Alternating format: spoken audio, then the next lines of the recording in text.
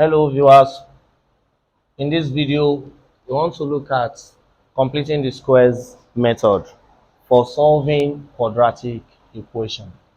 Completing the square method has its own special rules and regulations, and there are things that you have to do when solving any quadratic equation using the completing the squares method. Let's look at question number 1. We have 2x squared plus 3x minus 8 equals 0. When you are solving by the methods of completing the square, the first thing you are expected to do is to eliminate the coefficients of x squared. And how do you eliminate the coefficients of x squared? You do that by dividing through using the coefficients of x squared. So we divide through by 2. When you divide through by 2, we will be left with x squared plus 3x over 2 minus how many 2 in 8? 4, which is equals to 0. Step 2 is to take the constant to the right hand side. So we have x squared plus 3x over 2 equals, taking the constant to the right hand side, we are going to be having plus 4. And the next step is to find half squared of the coefficient of x. The coefficient of x in this case is 3 over 2. So what we'll be doing now is to say half times 3 over 2 squared, which we are going to add to both sides. 1 times 3 is going to give us 3. 2 times 2, 4 squared. So we are adding this to both sides. So instead of writing 3 over 2x, this is what we'll be writing now. So we have x squared plus 3 over 4 squared equals 4 plus 3 over 4 squared. So the next thing is to look at the ways or how we can simplify this. So looking at this now, if you look at the left hand side, square is common to the two of them, so we can collect them together and give them only one squared.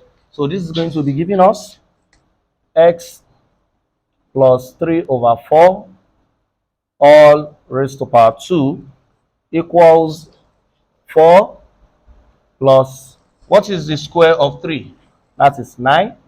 And the square of 4 is 16. So this will be over 1.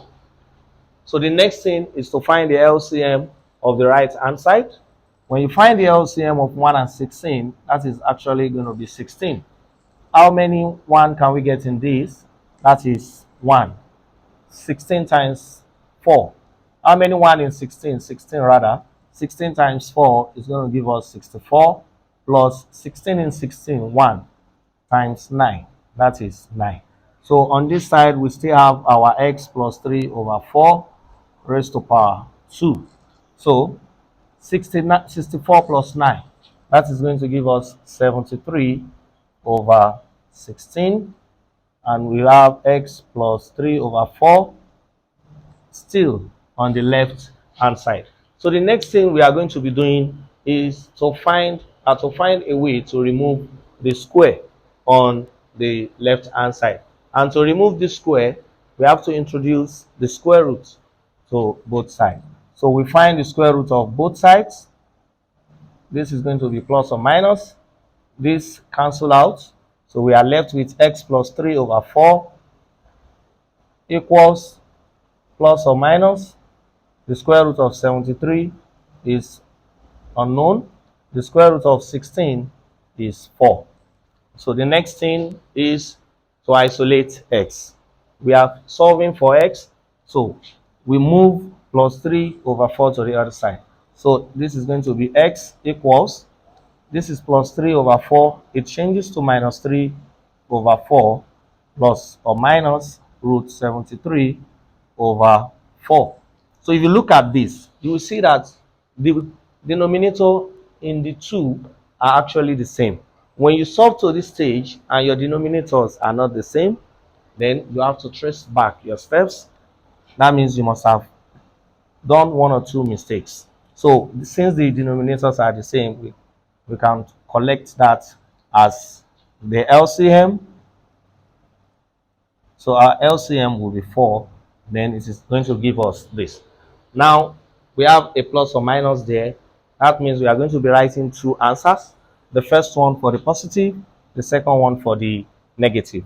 So x is going to be minus 3 plus root 73 over 4, or minus 3 minus root 73 all over 4.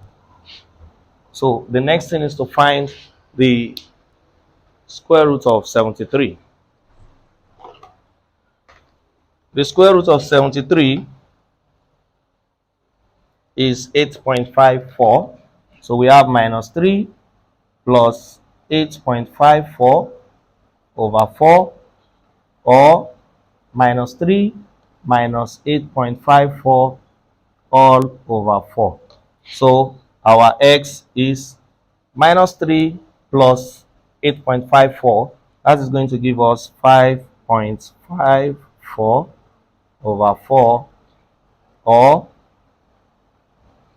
minus 3 minus 8.54, that is minus 11.54 over 4. So finally, x is equals, how many 4 can we get in 5? 1. Remainder 1. How many 4 can we get in 15 when you put the 1 here? That is 3. Remainder 2. 12. Remainder 3. How many 4 can we get in 34? That is 8. Remainder 2. And how many 4 can we get in 20? So this is going to be 1.385. Or how many 4 can we get in 11? That is 2 minus 2. Remainder 3. In 35, that is going to give us 8, which is 32. So remainder 3 again. In 34, that is giving us another 8, remainder 2. In 20, that is 5. So the solution to 2x squared plus 3x minus 8 is 1.385 or minus 2.885. Looking at question number 2. Question number 2 says x squared minus 6x plus 7 equals 0. Solving by completing the squares method, the first thing is to divide through by the coefficients of x squared, and this is a unity coefficient of x squared. Since there is nothing there, we move to taking the constant to the other side. So we have x squared minus 6x equals minus 7. So the next thing is to find half of the coefficients of x and then add it to the other side. So the coefficient of x is minus 6 times 1 over 2. You square that. That is minus 6 over 2 squared, which is going to give us minus 3 squared. So we are adding minus 3 squared to both sides. So we have x squared minus 3 squared equals minus 7 plus minus 3 squared. So we have x squared common to the two sides, x minus 3 squared minus 7 minus 3 times minus 3. That is going to give us plus 9. So we have plus 9. Minus 7 plus 9. That is 2. Then on this side, we have x minus 3 squared. So the next thing is to find the square roots of both sides. Find the square root of both sides so as to eliminate the square. So we have x minus 3 equals to plus or minus square root of 2. Then our x equals minus 3 plus or minus root 2. To get the value of x now, we say x equals minus 3 plus root 2, or minus 3 minus root 2. And x equals minus 3 plus root 2 or minus 3 minus root 2. So if you want to go further, you may find the value of root 2, but I don't want to stress myself. Let's leave it like this as our final answer. So I want you to try and solve this question using completing the square method. Try and solve it. Leave your solution in the comment section. And don't forget to subscribe to this page if you have not done so. Until I come your way next time, have a blessed day. Thank you.